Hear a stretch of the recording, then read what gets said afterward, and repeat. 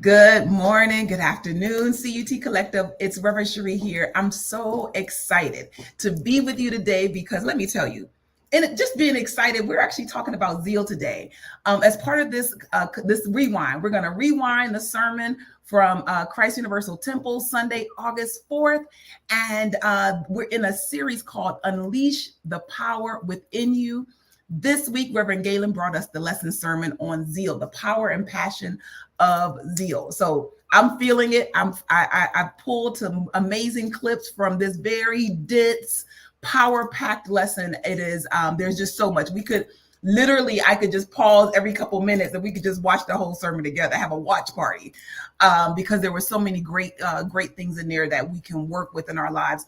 This experience is brought to you on behalf of Christ Universal Temple. I'm Reverend Sheree Thompson, and what my role at CUT is to essentially connect us all together, all of us who connect to CUT through online means, right? So if we're on social, if we're on Zooms, anything that you do to connect digitally, if you're not walking into the building for it, I'm here to pull us together with it. So I'm really grateful for this opportunity. These rewinds have been so fun, and I want you to know that these are your experiences, right? So we're building this together.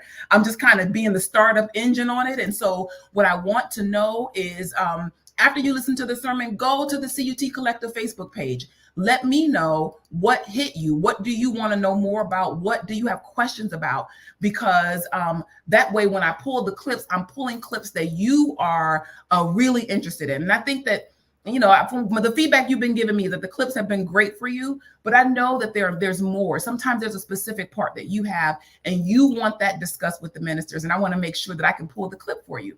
Second to that is that you are absolutely welcome to participate. If you're listening with us live, if you're on Facebook or YouTube, someone forwarded this to you and a question comes up, put it in the comments because we're looking at the comments and we can dialogue together, right? We can pull your question in, pull your comment in.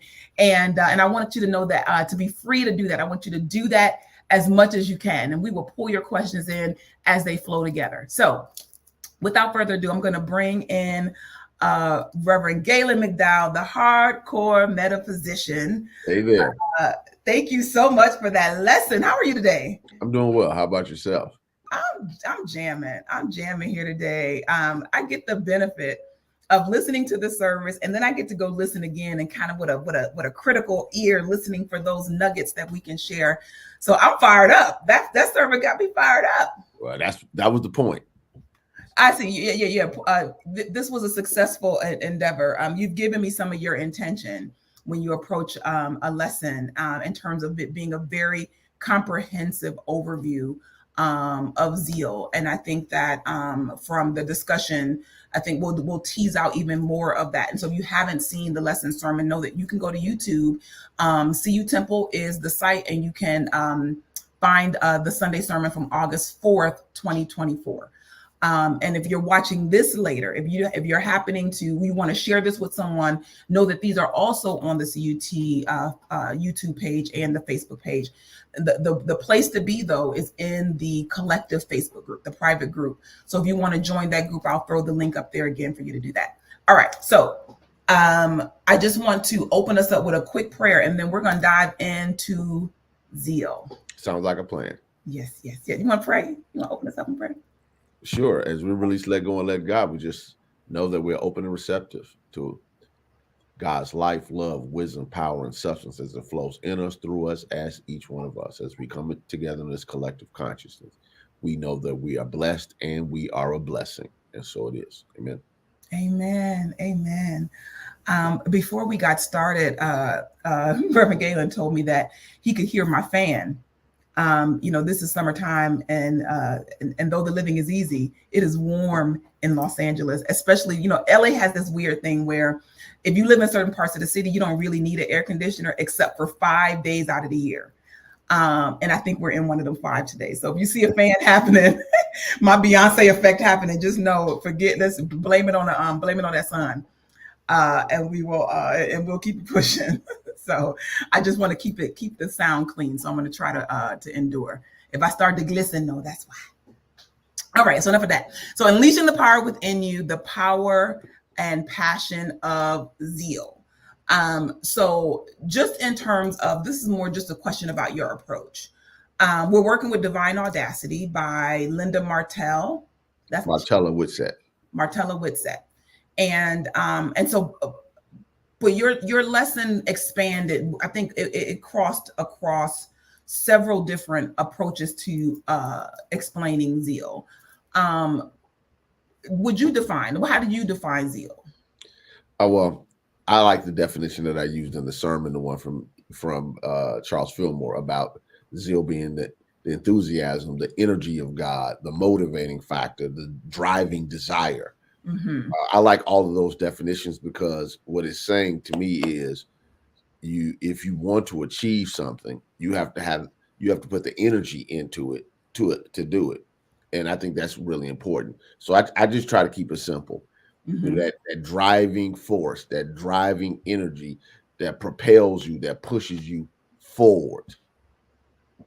Yeah, I didn't pull that one. It's that go-getter energy. Yeah. And I think that typically when I think about zeal, it's always being overzealous. Like that, typically when you hear the word zeal, people have probably used overzealous more than just the word zeal. And so to understand that it is one of your inner powers, I think is important. How would you say that it works together? Like we're talking about these 12 powers that are within us, that make up our Christ consciousness. How does zeal play into that for you?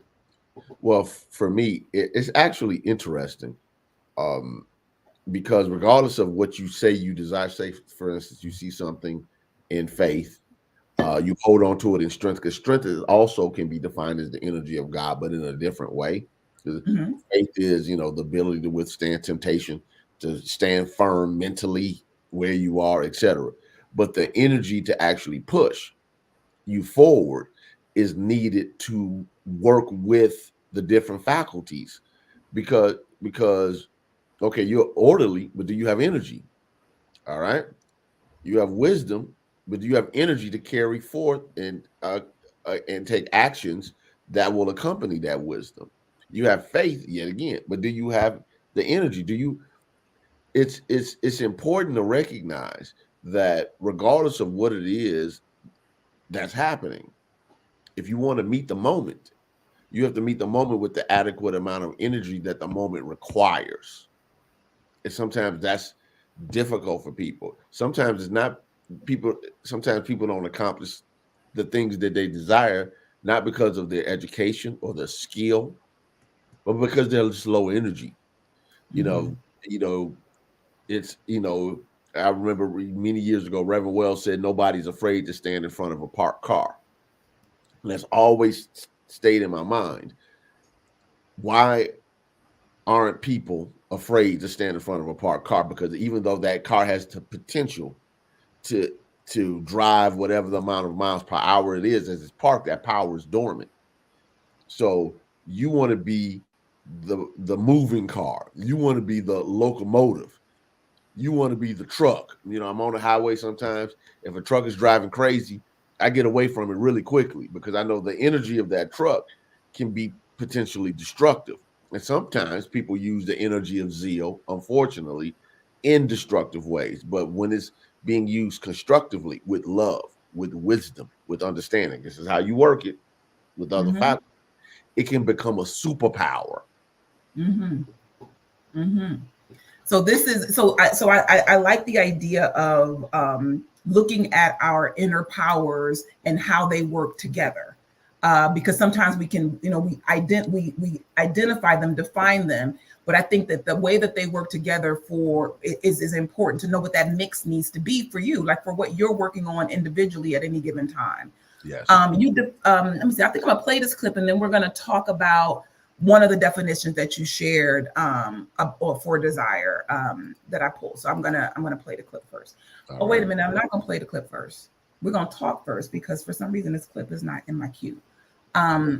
So this it's all good. This is what I'm a powerful producer. All right. So the desire is the inner impulse of God inwardly, pushing you to become the new you and achieve better in your life. So I pulled this clip on. The clip I'm going to show kind of ties into desire, but you tied in desire with this idea of divine discontent. So would you talk to us a little bit just about what divine discontent and dissatisfaction is? Well, first I'm gonna just use the definition that you have right here that I used. Divine discontent, dissatisfaction is a strong feeling that something must change because you can't live like this anymore. I came up with this term, divine discontent, from reading from another Unity author. I can't remember her name right off the top of my head right now. And she was talking about desire showing up over and over again. And it became real to me. I'm trying to remember what year was this. This was the year 2000. I remember now.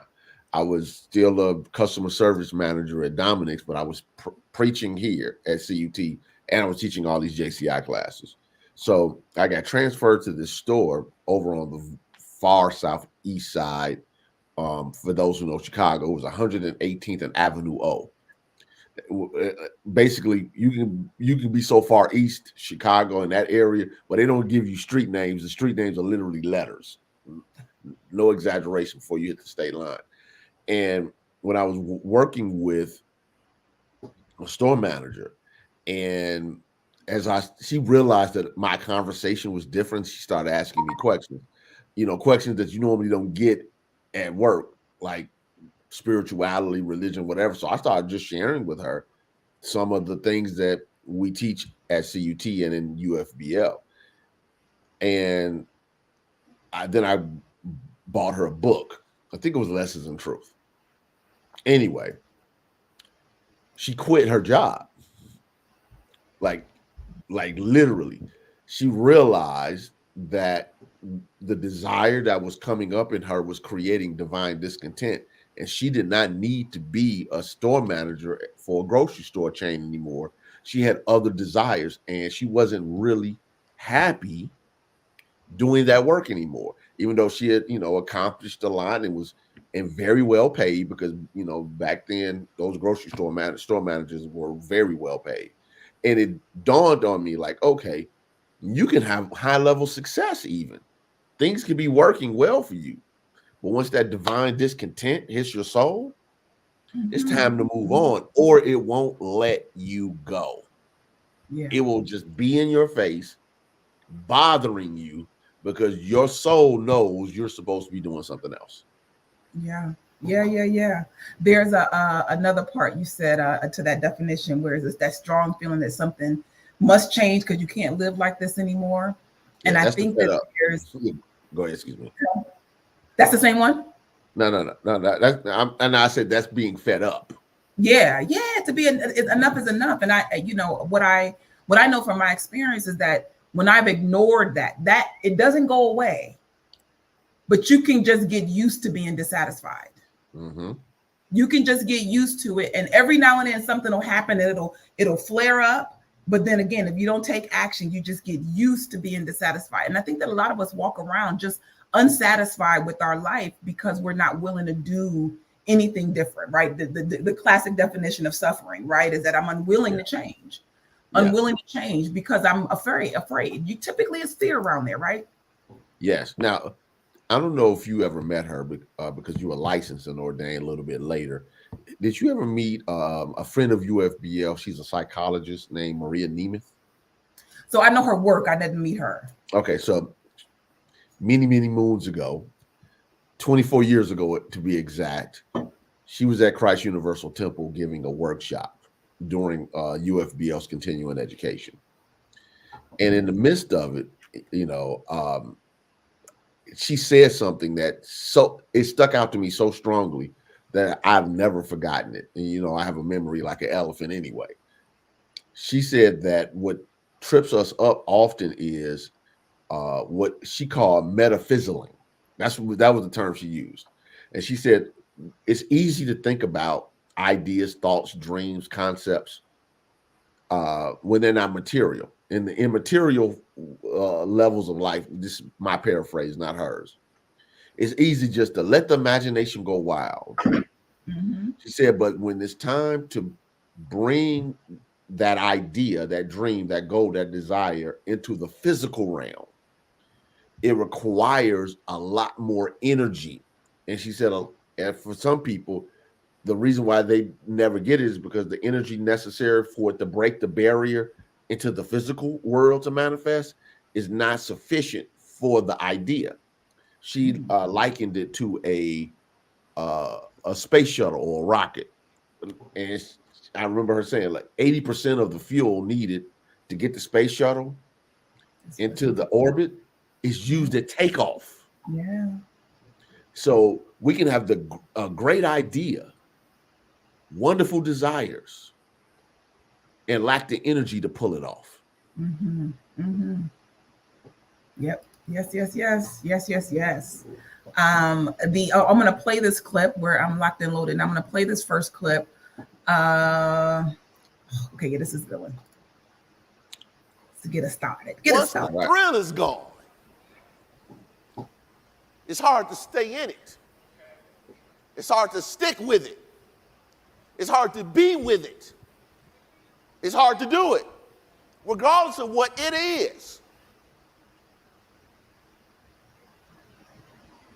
Because you're evolving into someone new. Your new desires have changed your perspective on life. The thrill is gone. So I pulled this one specifically because that inward impulse, talking about that desire pulling you, and what used to incite you and excite you and have you, feeling good, no longer. He's about the thrill being gone. Right. And what caught me, this is where I am. I'm gonna speak just personally, right? When you talk about the metaphysical and that you can be working with all these great ideas, where I am at is in that gap of you get the idea and it is activating zeal for the energy to push it forward with wisdom, right? So I'm not going to jump too far ahead because we talk about the intersection of them in a little bit, but I think that this part, I think a lot of people are in that part where they know the divine dissatisfaction is evident.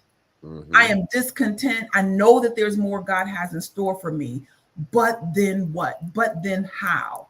Yeah. And I feel like in this message you give some ideas in terms of first just being able to recognizing divine discontent for what it is, and then the just again the energy of the sermon was like the push forward part.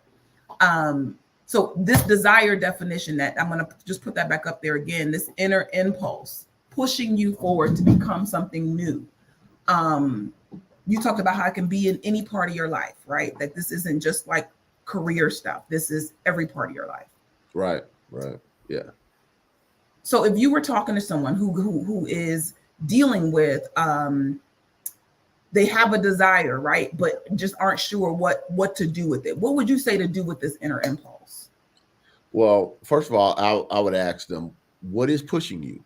Like, okay, you have a feeling that I'm not doing what I'm supposed to be doing. I'm not where I'm supposed to be.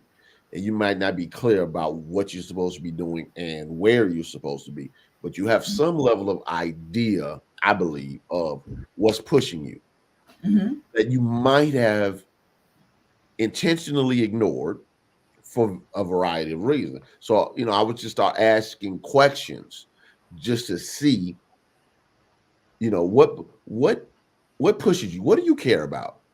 What would you like to see changed in your family, in your community, in your neighborhood, in your work, in the nation, in the world? You start asking those type of questions to see what really matters to a person. Mm-hmm. So sooner or later, people have to get to what really matters to me. Mm-hmm. And when you get to what matters to me, what injustices would you like to see change? It might not be something that big and global, but you want to get to the space of understanding why a person is doing what they're doing or not doing what they're doing. Something simple like, okay, what's your relationship with success? What's your relationship with money? Do you feel as though you have enough to handle what you need to handle? What was your upbringing like when it came to money? Because some people, until they get that part right, then the other things don't work because they have a driving factor of I can never be broke again. I can never, put myself in a vulnerable position because of et cetera, et cetera, et cetera. So you have to get to the point where you know why. I can remember many years ago talking to a lady, and she said that she didn't want to grow up like her mother, who was, according to her, a great woman, but she was passive and completely dependent on her husband. She didn't want to be that type of woman. Okay, so now if you're in a situation, a circumstance where you think that might start to happen, guess what's going to happen? Yeah. So one of the things that I would tell people is let's distinguish, and I think this is the important point. Let's distinguish between a real pure desire and motivations that are driven by fear, anxiety, resignation, pessimism, negativity, etc. Because they both work through the feeling nature. Yeah. It's easy to mistake one for the other. For instance, if I have a strong desire to be more than I am, but I also have some motivating factors that keep me in fear, now my soul is in conflict. Mm-hmm. Mm-hmm. All right. So what I would try to do as much as I possibly could is try to create distinctions. What is the desire? What is the goal? What is the dream? What is the larger big picture? What's the vision? Now, what are the thoughts, feelings, and beliefs you have that are interfering with that? Because the interference is causing the divine discontent. Mm-hmm. Not just the desire seeking to push through. It's the desire bumping up against our mess that creates the divine discontent. Right. Because the desire is saying you can be more, you can express more, you can have more love, more wisdom, more prosperity, more joy. You can be more of who you are, but it's consistently pushing against this other stuff. Mm-hmm. Mm-hmm. So that was a long answer, but I hope. Yeah, no, that's great and comprehensive. I think that there's definitely something I'm hearing in this, because you do have to be able to exercise wisdom. I said we weren't going to talk about the intersection, but those questions are questions to get you in the line of let me not just move on the feeling, right? But let me work with wisdom. Okay, so I'm going to start playing some clips because I pulled 7. We'll see if we get to all of them. Okay. So here's another one. Reverend Coleman used to say that desire is God knocking on the door of your soul, seeking expression. Now remember, I love the scripture. It's in the book of Revelation. It says, Jesus is saying, behold, I stand at the door and what? And it says, if any man what? Opens. Wait a minute. So opening the door is not God's responsibility? Whose responsibility is it? Behold, I stand at the door and knock. If any man, if any person opens the door, I will what? Come in. So I thought that this one was important, right? Because this idea of having a desire and then wanting God to do it for you, right? As opposed to doing it through you. But there's a part that you play in this, right? So this part about answering, what would that answering look like if I am being nudged? If I got an inward impulse, you said the answer just yes, or the answer activity. Well, I think the opening the door can show up a couple of ways.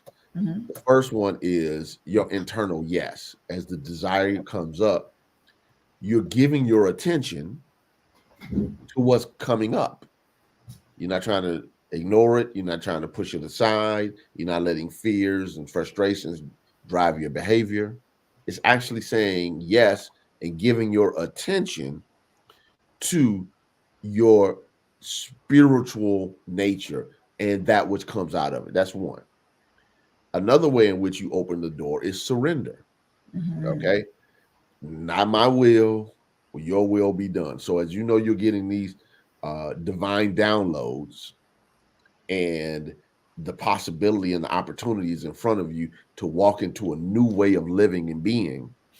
Your yes has sometimes looked like saying no to the old ways of being, your old context, your old paradigm, and saying yes to the new context, to the new paradigm.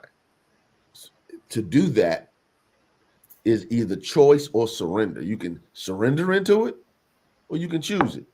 Now, is there a much harder way for that to happen? Yes, that's when you allow life to whoop your butt and then you surrender. But if surrendering is works without you having to get the butt whooping, then why go through the butt whooping just to get to the same place?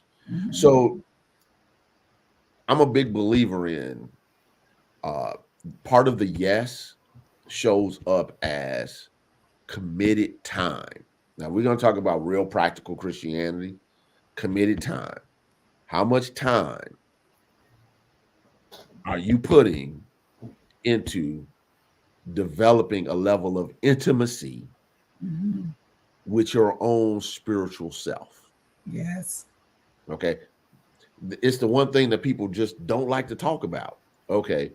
That in the physical world, there is time and space. In God, there isn't. But in the physical world, there's time and space, which means you have to make a choice on how you use your time and how much time are you giving to just contemplating higher ideas and ideals, contemplating that desire, just writing it out. Some people are even afraid to even say what God has placed on their souls to do because they know if I talk about it, now I got to deal with it. So I'm just going to ignore it. Well, I think that it's also sometimes it's like I'm hungry. Like you haven't thought about what you want to eat. And I think the desire can just be that vague, which is I have a desire, right? I have a desire for greater health. And you don't get clear enough. Like that's what intimacy does. When you become intimate with an idea, when you become intimate with a person, you begin to know them, you begin to understand it. And so this question that you ask as you define the zeal as intensity, ardor, and enthusiasm, that inward fire of the soul that urges you onward, regardless of the individual mind of caution and conservation. That's zeal, right? That intensity. Yeah. And you get these ideas and you don't spend time with them. So you don't develop the intensity, the energy to propel them into expression. And you asked this question, I posted it here just a second ago, as when was the last time you went all out? Yeah. And I think that some of the hesitation sometimes with going all out is you got a faith thing going. Where do you believe that desire, that you have the capacity, the ability, the worthiness, right, to express and experience it? Yeah. Yeah. I think the thing about it is people don't want to be disappointed. If we just want to talk plainly, maybe I don't go all out because if I go all out and I don't get it, I'm going to be disappointed. I'm going to have the negative self chatter and I might be embarrassed, which is a real thing for people. Yeah. And when you are holding on those type of thoughts, it's important to recognize you got to put that aside. It's just kind of funny because I was with one of my best friends at his wife's family reunion this past Saturday. Went to see my goddaughter as well. And one of the things he was laughing and joking about was when, we were talking about this old movie.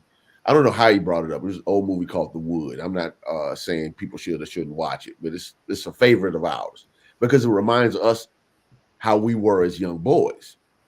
And he was like, and he was just talking about how, the courage we had to have to show up at the party and ask every girl we liked for their number and who could get the prettiest girl's number and all of that type of stuff.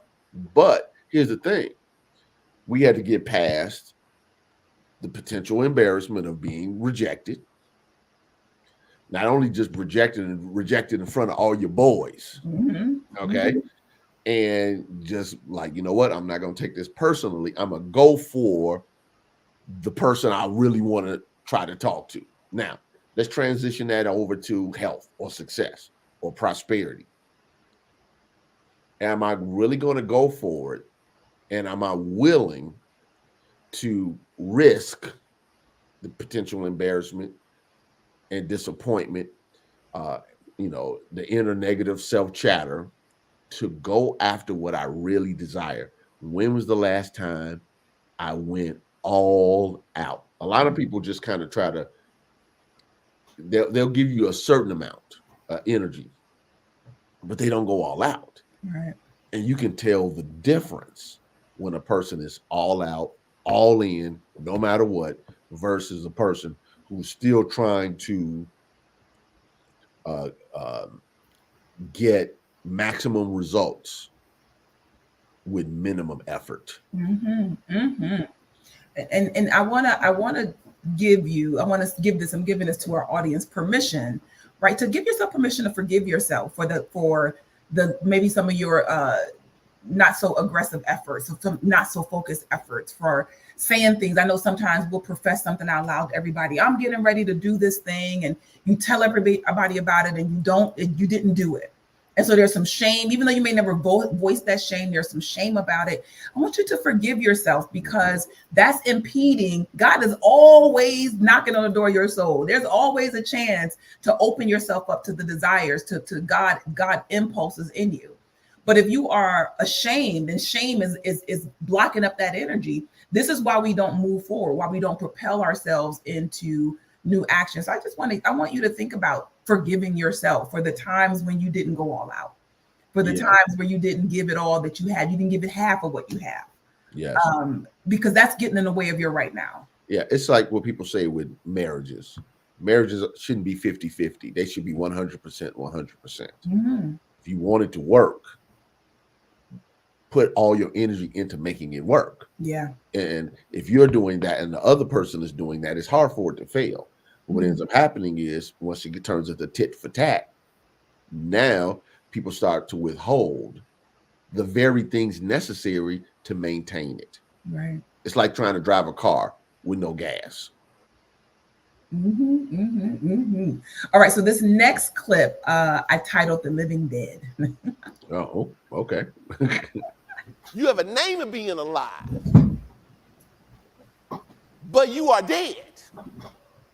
What do we call something that is dead? Something that does not have activity. Because life is the idea of activity, of animation. So when something is dead, it has no animation. It has no activity. And last Sunday I told you, everything that is healthy grows. So this idea of the living dead, I call it the living dead, but this idea of life as this idea, divine idea of activity. Life is a divine idea of activity. Again, we're talking about Zeal, and he is taking Zeal I say this is Zeal 360, right? We're looking at all the different angles of Zeal. So this energy part, if we're saying that I have all the energy of God, I am the energy of God, and there is a desire of my heart that I am not going all out for, how do you kick it into a new level? Like, how do you release more energy than what you are? Like, I'm just. Well, it's a couple of things. Mm-hmm.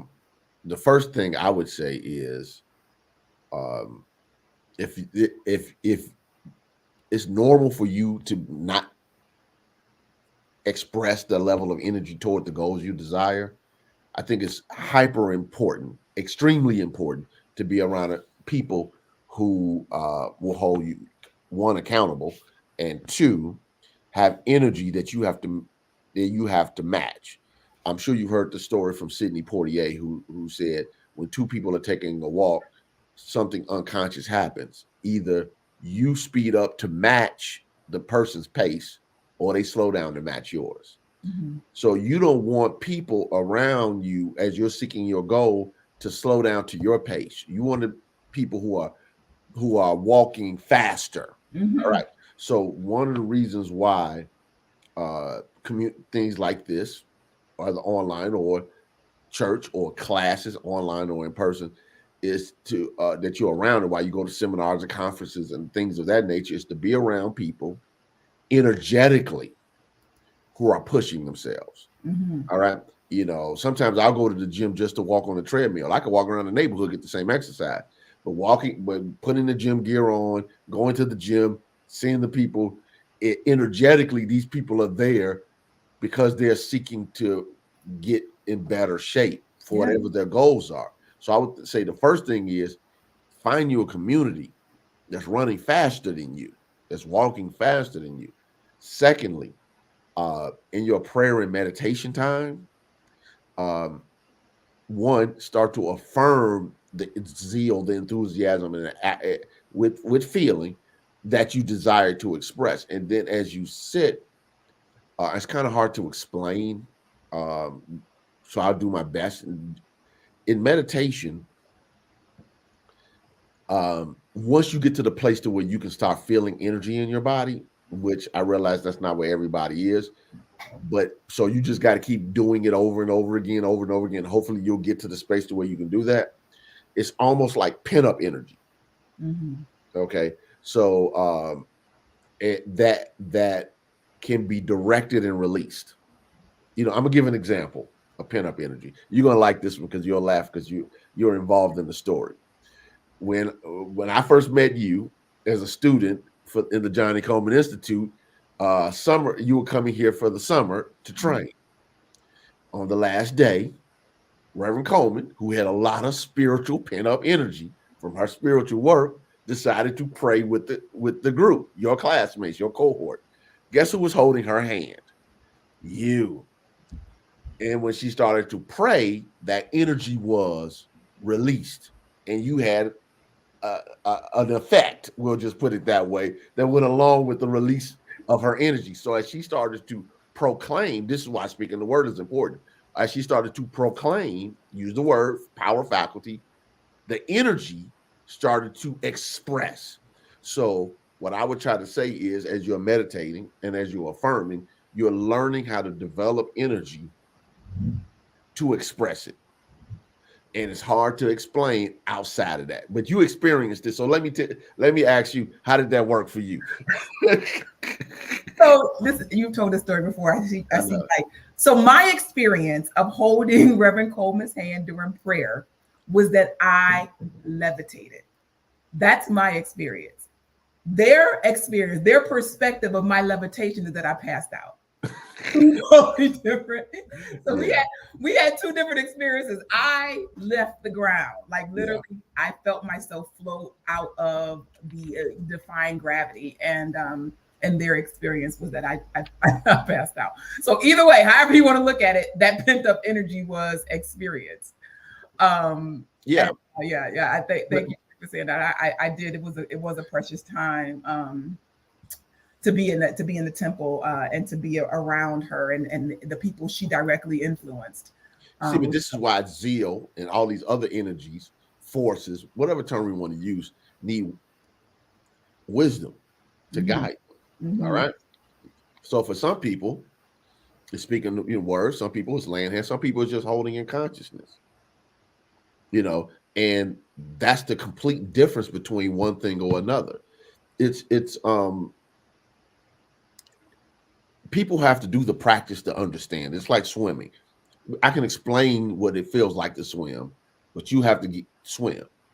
What I'm saying is put in the time to have your affirmations, to do your spiritual study, to do your meditation, to do your visualizing. And what ends up happening as you consistently do it is, even when you don't feel it at first, is you're actually rising in consciousness, but you're building up power. It's sort of like, okay, I want to get bigger muscles, but you haven't done any exercising. So walking 15 minutes on a treadmill might be difficult. But if you did it every day, eventually you can go to 25 minutes, 35 minutes, 45 minutes, 2 hours. you're building the energy up. So spirituality works the same way in the sense of it's the amount of work you put into it that allows you to use it as is needed.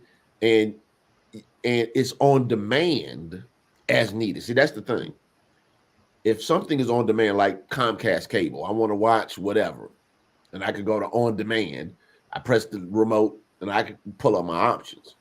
A lot of people have not developed the amount of energy that can meet the demand of the moment. Yeah. Yeah. So what has to happen is you have to consistently do your prayer work. And I always say affirmative prayer work because people are so used to begging and beseeching being prayer, and that's not what we teach. But if you are affirming the truth about God and the truth about you, and you do it consistently over and over again with some level of feeling and conviction, and then you sit and you center yourself in that space, or you're listening to something meditative or that gospel song you really like or whatever that affirms that truth for you, you're actually building up a critical mass of energy that allows you to be able to go forward. Let me just tell this quick. Look, we're 41 minutes, but I don't know if did I ever tell you this story about the one inch finger technique with my original kung fu teacher? Oh, yeah, I think you said this before, but go ahead. Go ahead. Okay, I don't have to tell it, but just to make a short story, when I was asking him about Bruce Lee's 1 and 3 inch punch, and he was like, I can do that 1 inch and one finger, and he, to make a long story short, I had a friend of mine with me that I brought to class that day, and he had another student put his finger in the guy's hand, 1 inch, one finger, he knocked the guy back. I held the guy 1 inch, one finger, he knocked us both back. My buddy grabbed me. He did 1 inch and palm to palm, boom, and knocked all three of us back. And when I say knocked, meaning we left our feet. It didn't just like, rock. He propelled us back with 1 inch. And I said to him, his name was Gaylon Choi. I said, Master Choi, how did you do that? And he said, I think power. I think power. Now, what he was really saying, which is the very metaphysical answer, my thought puts the energy that I've cultivated through my decades of practicing martial arts into one part of my body. I can think it there and do what it needs to do. Now, we as metaphysicians should be able to think and put energy where we want it. Yes. Yep. Point blank. Yeah. Yeah. But it's easy to talk it than it is to walk it. Yeah. And mind you, not everything works together for good. So if you are talking about the truth, you're getting it, you're making new impressions in your soul. Just know that that's not the end. Right. The end is not just to be able to articulate truth. Yeah. It is to be able to use it, like you said, that you got so much pent up power that one pinky, one push. Yeah. Is a force, is a mighty force, right? It's a mighty force. It's a mighty force. You are a mighty force, but you got to develop so that you have the capacity to let it out. It's why you'll see people who I've been watching the Olympics, and so there are some. There's this one runner. This was the stat. Now that I know that she's run the finals now, so I know that the results are out. But in the semis, she was so far ahead of the pack. This was 400-meter hurdles. Her name is escaping me right now, but she's so far ahead of the pack, right? The stat that they gave is that she ran the 400-meter hurdles in a time that was faster than those women who ran the 400 without hurdles. Like she's running with hurdles faster than they're running without hurdles. And the way she crosses the finish line is like, I could do another lap, right? I could do another lap. There's an energy, there's something she's pent up so that she is exuding that force how she needs it. So what I'm getting at is that is available for all of us, right? If we begin to cultivate it, she didn't just wake up and start running the hurdles that way. There was a cultivation process. And so what Rev is saying is that the cultivation process for us is that prayer. It's that affirmative prayer time. It is your spiritual study. It is walking and talking with people who are running a little bit faster than you, who are engaged in the truth a little bit more than you. And to use that, not just that I sit at your feet to hear you, but that I then go and I do the application process. You're showing me how to do a push-up properly. Now I'm going to go practice how to do a push-up properly, as opposed to thinking my muscles going to get bigger because of your good push-up, right? I'm going to play this next clip and then and keep it pushing. I don't know if we're going to make it to all of them. Okay, no problem. But God is good. So I'm going to play. Oh, okay, I'm going to play this one because this is good too. Oh, this is a good one. When you desire a better life, you need to be fully committed to making it happen. If not, I spit you out of my mouth. In other words, you are not going to get the results you desire by being lukewarm. Lukewarm towards your dreams. Lukewarm towards your goals. Lukewarm towards your ambitions. Lukewarm towards your ideas. Well, if it happens, Kathy, great. And if it doesn't happen, no harm, no foul. Some people are okay with what they want not happening. And some people can't allow that to be a thing. They'll die climbing the mountain before they allow themselves to give up on what God has placed in them. So that conviction, I think, it was so powerful, such a great example that some people will die climbing the mountain. And you can look at that person and say, they're crazy, right? Because we're looking at it from somebody who's not all in. Somebody who's not all in gets it, that I'm going to give it all that I have. Yeah. Powerful example. Powerful. Yes. And I think it's important for people to recognize, going back to that question we had earlier, when was the last time you went all out? Yeah. You know, some people are okay with the lack of manifestations, lack of completed goals. It's because it's easy to happen. Don't think that this doesn't happen to ministers and spiritual teachers and gurus. It happens to all of us. Yeah. Where we're wrestling between the desire and life circumstances. It happens to everybody. So there are no special people. As Reverend Carey used to say, the only people that walk on water are the people who spill it on the floor.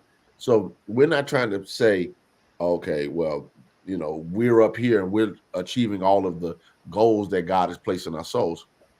You know, I'm of the opinion, which I did not put in the sermon because it would have just took the sermon in a different direction, is that this energy that we're talking about is so strong that if you're not mentally and physically prepared for it, it'll knock you out. Sometimes these people are talking about the Holy Spirit knocked me out. It's because you can't handle the energy. That surge, think about it. We have surge protectors for our computers and devices, because when the electricity comes back on after it's been out, the surge can be so strong, your microwave, your TV, or whatever might not be able to handle that level of electricity. Well, sometimes when you're around somebody who's more highly developed spiritually and they pray or touch you or whatever, that energy, boom, could be so explosive, you might not even be able to handle it. So I'm a big believer that we only handle as much God as we can handle. As we can understand, as we can comprehend, as we can manage, as we can filter, as we can use. It's unlimited energy because it's God. But then there's, what can I do with it? That's the real question. Yeah. Okay, so I want more God in my space. That means I have to develop the capacity to handle more God. Absolutely. I want to talk a little bit more. Judy put up a part that hit her. If you aren't willing to die trying, you're not committed. You're not committed to it enough is another powerful example of going all out. And so I want to just clarify die, right? That in going all in for what it is that you're here for, if there's a desire of your heart, you know this is what you're for. And I'm going to talk about sin of omission next. There may be things you have to die to, right? There may be things that you cannot you can't breathe life into anymore. It's Rev talked about a marriage and giving 100% in. That if you've got 20 best friends that you are engaged with every day, You may have to die to that habit of talking to those 20 friends because you need to put some energy into this primary relationship. You may need to die to that habit. And so a lot of us want to change, but we want to keep everything the same around us. There may be some ways of being that you're going to have to die to. I can no longer, I'll tell you just one of my own little personal ones, because if you've been in these enough, you know that physical health and well-being is one of my jams right now. And I had to die to the idea of being defeated in the morning. That getting up and getting active is the way that I move. And I had to, so the idea that I would change my mind in the morning, I had to die to that. There is no, if I'm not going to work out, I got to make that decision at night. Right. That little thing helped me to move forward into a new level of commitment so that I have a greater capacity for health in my body. Like that was a point. You got to die to something. You got to go all in, right? And going all in is sounding like, Rev, that's part of the requirement, right? Of being this light, this vessel of God. You got to go all in for it. Well, let's use an example that Jesus used. He would walk up to people, primarily fishermen, and the scripture says he would say to them, "Leave your nets, follow me, and I will make you fishers of men." He didn't say, "Hang out with me part-time and do your fisherman thing, Peter, full-time." On the side, yeah. Okay. That was an example of follow me. Now, the desire in you is coming from the Christ presence in you, saying, "Follow me and I will make you fill in the blank." All right. But what we try to do is we try to do both and end up not achieving either very well. Yeah. Yeah. That's I mean, I know that I have made that error.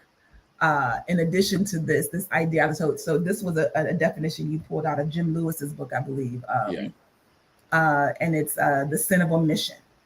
If a person prays and receives guidance to do something and does not do it, this bottled up psychic or soul energy can have a negative effect upon the individual. The person hasn't done anything wrong. They just haven't done what should be done. Right. And so this sin of omission, it struck me in that there are times, I know plenty of times. I think there's something I was thinking about yesterday that's like, you didn't move on that. You didn't move on that. You didn't do what you were told to do. You weren't obedient to the guidance of the Holy Spirit in you. And so here's what happens. When I'm not obedient, I lose faith in myself. Yeah. Right? I lose faith in myself. I lose faith in my word to myself. And so there's a rebuilding of faith in your own word to yourself. Are you going to do what you said you were going to do? Right. Right. And that is when we look at why we don't rev up that energy. Sometimes that's a part of it, is that we've just lost faith in ourselves. And we do that bit by bit through this sin of omission. Well, yeah, because the sin of omission really is saying I'm out of integrity with myself. Being out of integrity with yourself is an energy leaker. Yes. Okay. Because one of the worst things that can happen to a person is that they don't believe themselves. You say, I'm going to do this, I'm going to do that, and whatever. And then you find yourself not doing what you said you were going to do. When that happens, you're actually leaking power, leaking energy, and you learn not to trust yourself. Now, this is where it gets really, really problematic. When people start to realize that you don't keep your word with you, now they're going to wonder, will you keep your word with me? Yeah. Or if we have an endeavor, because are you going to let this lack of integrity interfere with what needs to be done? There's a Lauryn Hill lyric that popped into my mind. Her song "Forgive Them, Father." It says, "Everyday people, they lie to God too. What makes you think they won't lie to you?" Like it is. Forgive them, Father. They know not what they do. This is our chance to rebuild that integrity with yourself, to rebuild trust with yourself, and this and to be in the space of forgiveness. You did what you did. You can't go back and undo what you did. You did it, right? You can make new choices moving forward. You can go and there can be retribution, and there could be all the reconciliation. It can be all of that, but you can't undo what you did. And if you get out of that space, there was a part of the sermon. I don't think I pulled the clip about turning into a pillar of salt. Wait a minute, maybe I did. Wait a minute. Okay. Let's just see where we get. This is not about that though. This is about I thought about the Olympics, and you were teaching about that as well. So I'm gonna play this one first. Thank you, LaWanda, for that comment. You know, countries are excited. They're jumping up and down. They're showing the feed. Somebody wins from a country. You go back to their country. They show the people celebrate, and they should be celebrated. These people are top 1 of 1% in their goal achievement. But do you know it's easier to celebrate someone else's achievements than it is for you to seek your own?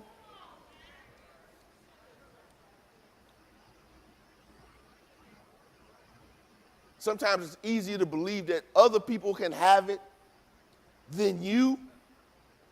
When was the last time you were fired up about you? When was the last time you were fired up about what you can produce? When was the last time you were fired up about what you can do? If you can cheer for the Bears and the Bulls.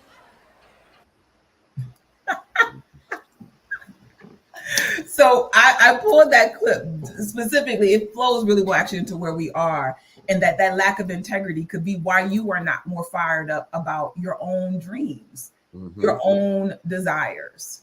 Yeah. There's a opportunity, I think, that we have to cheer for ourselves, to begin to affirm the power and presence of God within us, and within each and every one of us, within you individually. Yeah. Just like you will do for, you know, who was my girl that ran the 400-meter hurdles? Wanda gave me her name, Sydney McLaughlin, right? Yeah. Right. And sometimes we're waiting for other people to affirm us before we affirm ourselves. Yeah. As I'm watching these clips, I'm like, man, I really look nice in that light blue suit. I just keep realizing it, like over and over again. you had achieved maximum handsomeness, and that's like maximum handsomeness. Maximum handsomeness. And I was like, man, I'm like, man, you know. Mental note to self, blue suit, yeah. I'm like, man, that really works, you know. So, but you know, and you know, all joking aside, because you know I'm serious. I'm dead serious. But sometimes we're waiting for other people to tell us you look good in that blue suit. Mm-hmm. You know, we're waiting for someone else to validate us. When part of the New Thought message is that you self-validate. Yeah. Based upon what God says about you, not what the world says. So we start with what's right about you. That's another way in which you build energy. So if I have a self-image, you're talking about what do you tell people when they're going through this? I have a negative self-image. The first thing we try to do is repair that. Yeah. Okay, this is who God is, and this is who you are in God. Right. So, you know, basic truth principles. As a person takes the beginning classes, if you haven't taken that in the Johnny Coleman Institute, I highly recommend Basic Truth 1 and 2. It's the foundation. One of the first things we do is we try to remove this concept of God as the supernatural sugar daddy to divine presence and principle, etc. And then we work on explaining to people their own divinity. Yeah. So my wholeness, my validation is in God. Therefore, I can self-validate. And let's look at Jesus. Jesus was the ultimate self-validator. I am the bread. I am I am the door. You know, I am the way, the truth, and the life. He was constantly affirming who he was. Mm-hmm. Mm-hmm. And if it worked for Jesus, it might just work for us. It might work for us. That power of affirmative prayer, that it is not blaspheming to affirm your identity as a spiritual being who's whole, perfect, and complete. And you need to do that until you believe it. You need to do it until you believe it. Sheree added to the chat. I'm just going to touch on this before we go into the last club. I think we can get to one more. But just talking about this idea of borrowing someone else's belief. I thought that Mary Morrissey said this, but I love that you are attributing to Les Brown. I'm sure a lot of them are saying it, but she says, Les Brown says to believe in others' belief in you until you can believe in yourself. And I think that this is a powerful way to support you when you're in that space of growth, just like a trainer could, but you do need to know who you're training with. You do need to be mindful of who you are, whose belief you're borrowing, right? That's why we work with principle-centered, we work with principles. We work with the fundamental truths, because that doesn't have Sheree's opinions on top of it. Right? That you are whole, perfect, and complete has nothing to do with Sheree's opinion of you. It is the truth of who you are, the essence of who you are. And so if I affirm it in a way that makes you feel it, yeah, borrow that, but borrow it in the sense of continue to affirm it so that it can be yours. Yeah. Yeah. I think it goes along with the statement Jesus said, take, eat, this is my body. Take, eat, drink, this is my blood, which is metaphorical talk to me. Incorporate it into who you are. You know, I can go super metaphysical with that, but let's not do that. Let's just say, take the teachings. You know, when I first got into New Thought and I was listening to, you know, every day, you know, Reverend Coleman and the different ministers on her staff and Les Brown and Dennis Kimbrough and all the different people, I was taking and I was incorporating it. Now I can use, that's a borrow, someone who at that point is functioning at a stronger level than me to help me transition to my own strength. Yeah. Okay. Now, what that really looks like in real time is this. There always are going to be people who are functioning at different levels of consciousness. All right. And you'll be able to a certain extent, be supported by their consciousness. I agree with that completely. This is why you go to see ministers for prayer and practitioners for prayer, to help you see what you can't see. But the goal is, and this is key, whether you know the person or not, is to have some level of mental agreement with the position or the belief that they have. They're not the belief. Right. The belief is what they represent. So you might not have ever met Reverend Coleman, or you might not have ever met Reverend Mary Tompkins down at UTC, or you may never met Joe Goldsmith or Louise Hay or whatever. But as you're reading their material, what you're actually doing is opening a window and looking into their consciousness. All right. And as you allow yourself to rest in someone's consciousness temporarily, it helps you develop your own. Yeah. It's a poor analogy, but it's the best way I can explain it. Is you're actually getting a glimpse into a conscious. Because I'm a big believer that high consciousness people can help other people live who have a certain level of basic trust, maybe not fully developed faith, but just enough trust to say something can be different. I completely believe in that. And hopefully, as you are engaging with someone else's higher level of awareness, you realize that divine potential is also in you, because the true teacher of spiritual truth always points you back to yourself. Power is in you. The answer is in you. What you're looking for is in you. I can see it because I'm functioning at a different level. And I'm here to help you see it in yourself. Yeah. Powerful. Judy says, I love this definition of mentorship. To assist me, I can use someone at a higher level of consciousness to help me to transition to my own strength. I thought that was a powerful transition to my own strength. Stood out to me too, Judith. Yeah. All right. You got time for one more? Yeah, I got one more. Then I have to meet someone for lunch, work, church stuff. I know. We just get so juicy, and it gets real juicy. Here's all right. Here's the last one. Here's the last one.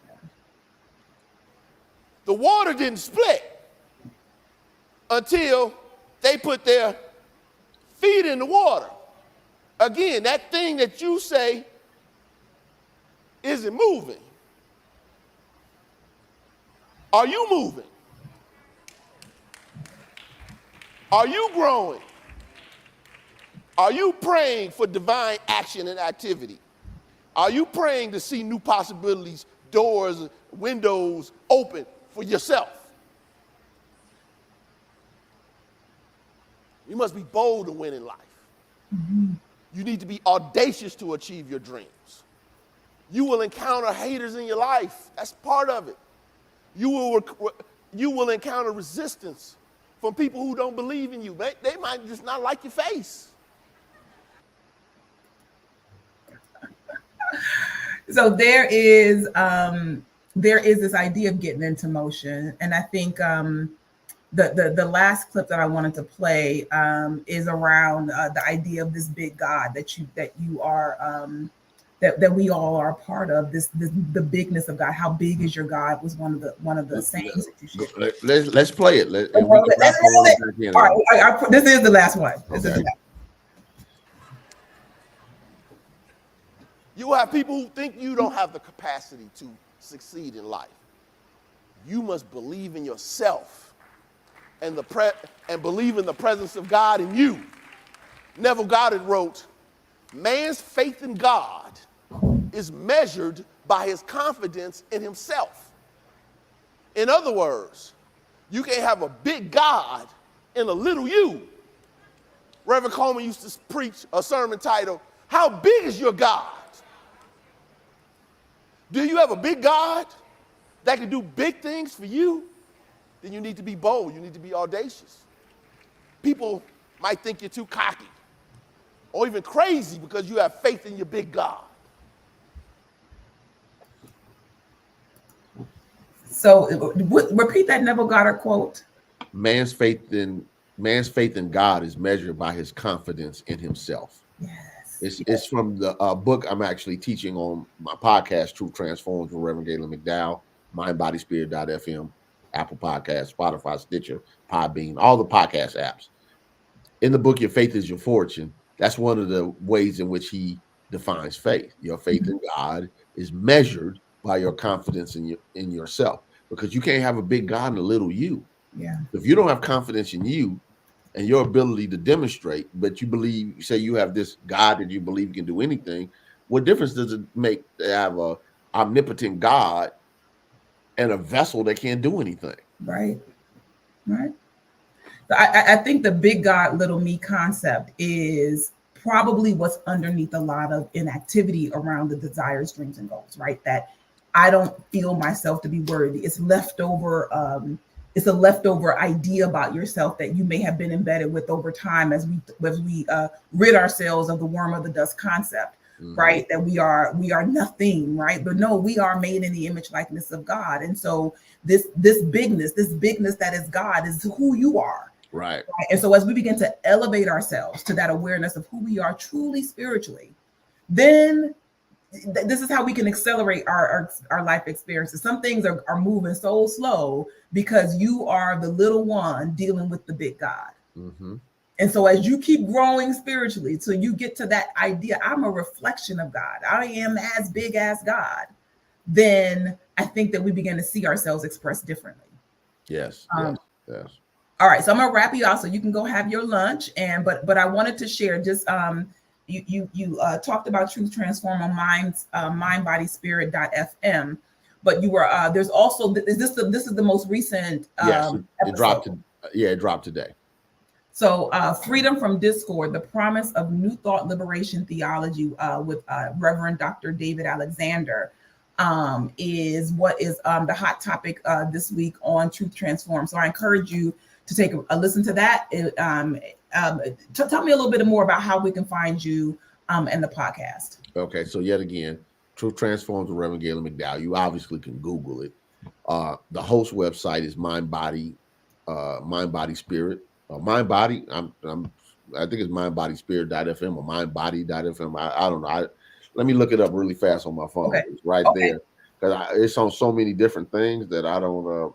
My brain Yeah. is in teacher mode right now, and that throws me off when I start getting into talking about truth. So the power. Mindbodyspirit.fm. That's the That website. again, Mindbodyspirit.fm. mind.fm. So And it's also available on Apple Podcasts. If you have Mac, Apple phones, MacBook, iPad. You can also see it on Spotify, Stitcher, Podbean, and other apps that carry podcasts. So I interviewed Dr. David Alexander, Reverend Dr. David Alexander, about his book about liberation theology. It's not libertarian, it's liberation. It's important for people to recognize that liberation theology came out of the civil rights movement in the 60s and Latin America Catholics who were saying, if we got this God that's supposed to be good, why are these people going through this, are expressing this lack of freedom and self-expression? So it's important to see how that's actually addressed. Actually, one of my favorite books on Malcolm X and Martin Luther King was written by a man named James Cone, who's considered the founder of liberation theology in America for the African Americans. And he talks about how they tackled, two different Black leaders tackled the liberation of Black people in America. Mm-hmm. So he's just saying that New Thought in and of itself, by its nature, is a liberating theology. All right. And he gives his argument in the book. And I thought the book was so good. I read it while I was in the Dominican Republic last month, that I reached out to him while I was literally on the side of the pool and said, man, I need you to come on my show. When can we get you on? Because the world needs to know about this material. Powerful. So this is the hot one right now. This is the most recent episode. You can find it anywhere that you listen to podcasts. And if you don't listen to podcasts, go ahead and check out mindbodyspirit.fm and you'll be able to find Truth Transforms. Yes. For this conversation. So thank you so much. Thank you everybody for hanging in there. I know y'all know I have no discipline when it comes to this truth and sharing it here. So what is good is good, and I'm grateful that you all hung in there.